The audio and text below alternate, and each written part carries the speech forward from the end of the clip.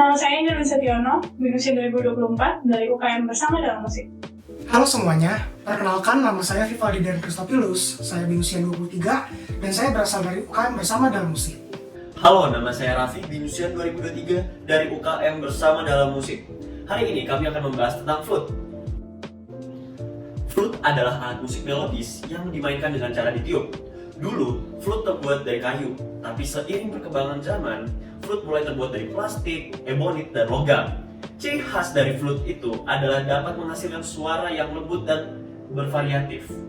Saat ini, terdapat 6 jenis flute, yaitu piccolo, soprano, alto, tenor, bass, dan kontrabas.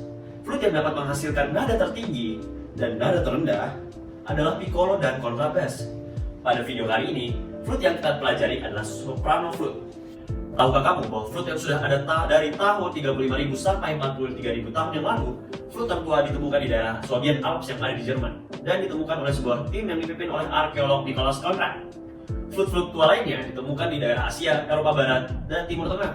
Kebanyakan dari flute ini terbuat dari tulang hewan, terutama burung, beruang, dan gani gajah. Pada zaman Renaissance, flute terbuat dari kayu bernada D dan memiliki 1 buah lubang tiup dan 6 buah lubang jari. Beberapa tahun setelahnya mulai muncul jenis flute baru yaitu descan, alto, tenor, dan bass flute. Pada tahun 1670 yaitu zaman barok, Jean Hoututet memberikan perubahan pada flute, yaitu pertama, membagi flute menjadi 3 bagian terpisah, bagian kepala, tubuh, dan kaki. Setelah itu, bagian kepalanya tetap berbentuk silinder, sedangkan bagian tubuh dan kakinya mengkerucut dan bagian dengan diameter terkecilnya adalah bagian kaki. Nah, setelah itu, flute ini masih bernada D dan memiliki 6 buah lubang jari, tetapi lebih kecil dan berdekatan. Selain itu, sebuah kunci ditambahkan sehingga flute bisa menghasilkan bunyi E flat. Flute ini muncul di orkestra terkenal Jean-Baptiste Loury di Prancis. Pada tahun 1720, bagian badan flute dibagi menjadi 2 dan ditambahkan 2 buah kunci. Hal ini membantu para florist untuk menghasilkan bunyi yang selaras atau intune di orkestra manapun. Perubahan ini dinamakan coup de l'état. Pada tahun 1722, florist terkenal bernama Quantz menambahkan penyangga, gambus, atau tuning cork di bagian kepala flute dan kunci C crest di bagian kaki. Beberapa tahun kemudian, Quantz juga menambahkan kunci E flat dan D flat di bagian kaki. Pada tahun 1760, yaitu zaman klasik, pembuat flute dari London bernama Florio, Jadley, dan Polder menambahkan kunci G crest, B crest, dan F. Kemudian mereka menghilangkan kunci C crest di bagian kaki. Pada tahun 1780, flute dengan 4 dan 6 kunci muncul di lagu-lagu hasil karya Mozart dan Haydn. Pada tahun 1782, pembuat flute J.X. Ribot menambah kunci C. Di akhir abad 18, flute memiliki 8 buah kunci dan juga muncul di lagu-lagu hasil karya Beethoven. Dengan berakhirnya abad ke-18, kita pun memasuki era Boehm. Theobald Boehm adalah seorang pandai emas dan florist dari Royal Bavarian Court yang berasal dari Munich. Flute yang dibuat Boehm adalah standar flute yang digunakan sampai saat ini. Temuan ini sangat revolusioner dan bahkan sistemnya diadaptasi oleh semua alat musik tiup. Boehm memiliki model flute pertamanya pada tahun 1810 di mana flute tersebut memiliki lubang yang besar dan terdapat pad yang dapat membantu florist untuk menutup lubang tersebut dengan sempurna. Lubang tiup tidak lagi berbentuk oval, melainkan berbentuk persegi dengan sudut yang membulat. Kemudian, perubahan terakhir adalah penambahan pin pegas dan kunci cincin logam yang digunakan untuk membantu dan membuka dan menutup kunci. Flute yang dibuat oleh Boehm terbuat dari perak Jerman berkualitas tinggi. Pada tahun 1855, flute Boehm memenangkan medali emas di pameran yang diadakan di Paris. Banyak pemusik yang berterima kasih dengan terobosan yang dia buat, tapi banyak juga yang masih menentang terobosannya. Para komposer yang menggunakan flute Boehm di lagu-lagunya adalah Brahms, Strauss, dan Tchaikovsky. Pada abad ke-20, beberapa figur flute melakukan modifikasi-modifikasi penting pada flute Boehm. Figur tersebut berupa Albert Cooper, Johann Brugger, Alexander Murray, dan Jack Moore. Flute memiliki 3 bagian utama, yaitu head joint, main top, foot joint. Di bagian head joint terdapat head screw dan lip plate atau lip pad. Nah, di bagian main top itu ada C key, B crest key, A key, G key, G crest lever, G crest key, E mechanism arm, F crest key, ice lever, F key, D trail lever, E key, F crest correction plate, dengan D crest trail key. Sedangkan di bagian belakangnya atau the back side of the mic-tab itu ada D crash trill key, D trill key, Brachia key, D key, D crash key. Sedangkan di bagian foot joint itu ada D crash lever, D crash key, C crash key, dan low C key. Setelah kita mempelajari tentang pengertian flute, sejarah flute, dan bagian dari flute, kita akan memasuki pembelajaran bagian kedua, yaitu tentang cara meniup flute dan tonguing. Meniup flute itu seperti ini. Kita membuka lebar mulut kita, kemudian kita akan meletakkan tangan kita di depan badan kita seperti ini. Kemudian kita akan mencoba meniup ke arah tangan kita. Itulah keadaan ketika seseorang sedang meniup flute. Sekarang kita akan mencoba meniup di bagian head joint dari flute. Dalam memegang head joint, kita menggunakan tangan kiri kita untuk memegang bagian head screw dari head joint. Kemudian, tangan kanan kita yang terbuka lebar akan menutup bagian lubang dari head joint. Lip plate dari head joint akan mengarah ke atas. Kemudian, bagian bawah mulut kita ini akan kita letakkan di lip plate sampai bagian bibir bawah ini menyentuh lubang dari lip plate. Contohnya bisa kita lihat di gambar ini.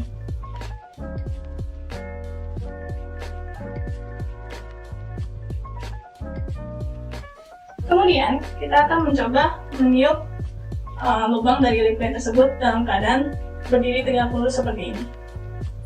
Ketika meniup, kita tidak boleh terlalu keras maupun terlalu lembut. Jika kita meniup terlalu keras, maka tidak akan ada angin yang terpusat masuk ke dalam lubang.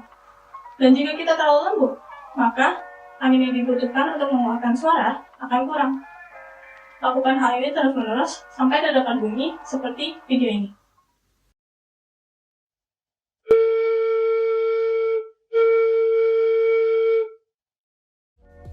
Setelah kita berhasil meniup, kita bisa kembali mencoba meniup, tetapi kali ini dengan membuka tangan kanan kita yang tadi menutup lubang dari head joint.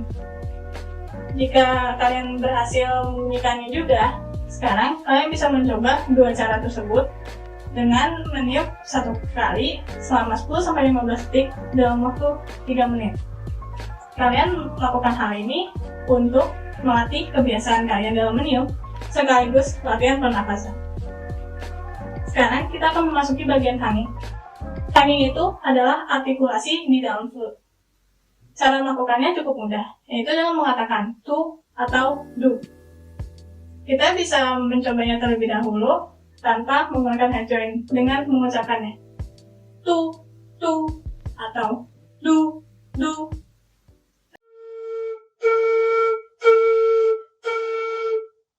Setelah kalian berhasil menguasai cara meniup flute dan melakukan tonguing, kita akan memasuki pembelajaran bagian ketiga, yaitu tentang fingering nada.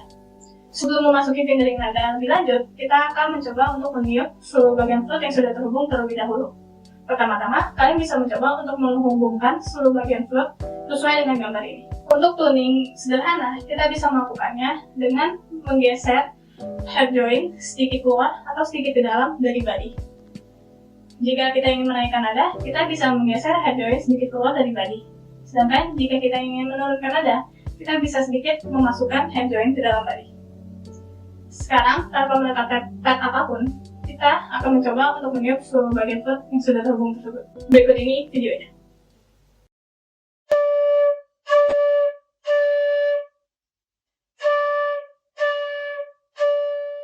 Setelah kalian berhasil melakukannya, kita akan memasuki bagian fingering nada. Pertama-tama, kita akan letakkan jari jemari kita di bagian flute sesuai dengan gambar ini.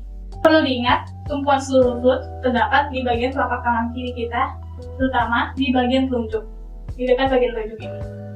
Sehingga ketika kita ingin meletakkan jari jemari, kita harus meletakkannya dengan benar, agar ketika kita melakukan fingering, tidak terjadi hambatan seperti jari jemari yang sulit untuk menggerakkan karena tumpuan yang tidak pas, karena flute diletakkan di tumpuan yang tidak pas, sehingga akhirnya saat melakukan fingering, flute akhirnya menggeser-geser.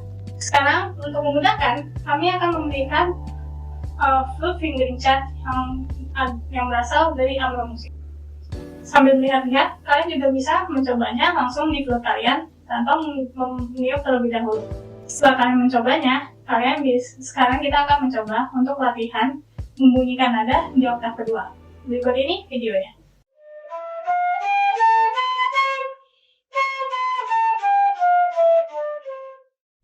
membunyikan nada, terdapat dua hal yang harus diperhatikan. Yang pertama adalah penutupan lubang. Dalam penutupan lubang, kalian harus menutup lubang yang tepat dan benar untuk menghasilkan nada yang sesuai yang kalian inginkan. Nah, oleh karena itu, kalian harus sering-sering latihan fingering agar tangan kalian terbiasa dan ketika memainkannya, kalian bisa melakukannya dengan lancar dan tepat. Yang kedua adalah cara meniup. Dalam cara meniup untuk oktav rendah dan oktav tinggi cukuplah berbeda. Untuk oktav rendah atau oktav pertama, kita harus meniup dengan sedikit lebih pelan dan lebih lembut dari biasanya. Untuk oktav kedua, kita meniup seperti biasa, tapi tidak terlalu kencang dan keras. Untuk oktav tinggi atau oktav ketiga, kita meniup dengan cara sedikit lebih keras, lebih kencang, dan lebih cepat.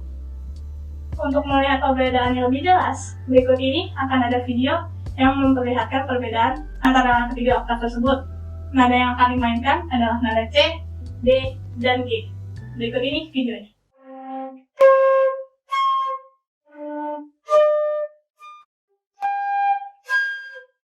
Sekarang kita akan memasuki pembelajaran bagian terakhir, yaitu tips-tips bermain flute.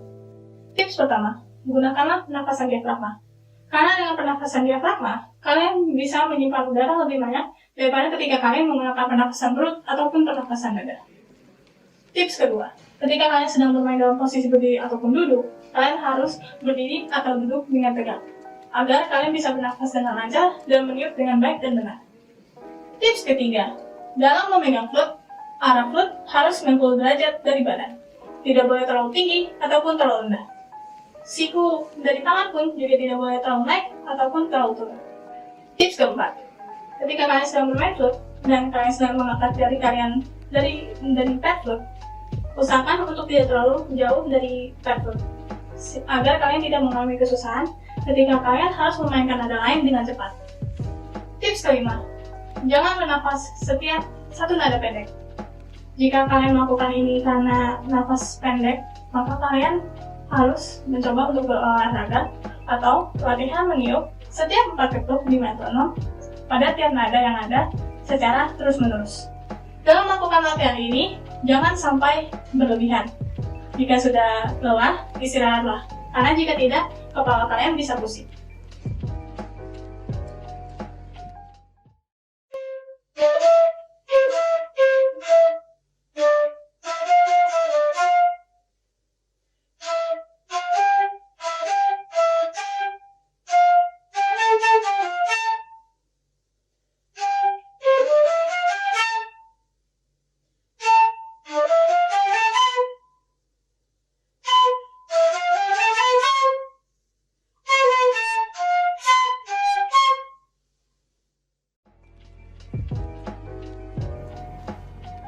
Setelah kejatuhan bangsa Romawi, flute menghilang dari keberadaan untuk sementara waktu pada sekitar abad ke-10 sampai 11. Flute kembali muncul di negara mana? Jerman. Pertanyaan selanjutnya. Perubahan apa saja dilakukan oleh Theobald Boehm pada flute yang diciptakannya sehingga membuat penemuannya disebut sangat revolusioner? Lubang flute yang besar dan terdapat pad yang menutup lubang tersebut dengan sempurna. Lubang tiup tidak lagi berbentuk oval melainkan berbentuk persegi dengan sudut yang membulat. Penambahan pin pegas dan kunci cincin logam yang digunakan untuk membantu dalam membuka dan menutup kunci. Dan flute terbuat dari perak Jerman berkualitas tinggi. Pertanyaan ketiga. Bagian flute apa saja yang harus ditekan agar kita membunyikan nada G? C key, A key, G key, dan D crash level. Pertanyaan keempat. Bagian flute apa saja yang ditekan agar kita bisa membunyikan nada F crash? C key, A key, G key, D key, dan D crash level. Pertanyaan terakhir. Posisi kita ini saat memainkan flute bagaimana? Berdiri tegak, siku tidak terlalu tinggi atau tidak terlalu rendah, dan arah flute harus 90 derajat. Terima kasih. Halo semuanya, kalian sudah berada di bagian akhir video tentang alat musik flute. Jika kalian suka video ini, jangan lupa untuk share, like, dan subscribe. Oh iya, video selanjutnya akan menjelaskan tentang cara bermain alat musik piano. Yang tentunya akan sama-sama